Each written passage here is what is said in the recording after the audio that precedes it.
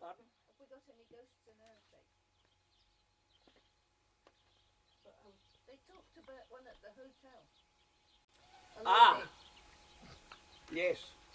Everybody talks about her all the time. That's don't right. they? Folks said they'd seen her. In the dry fruits.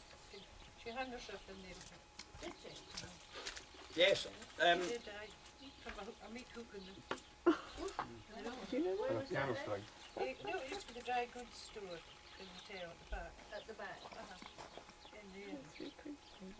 Yeah, this is a story of a maid who was working a hotel.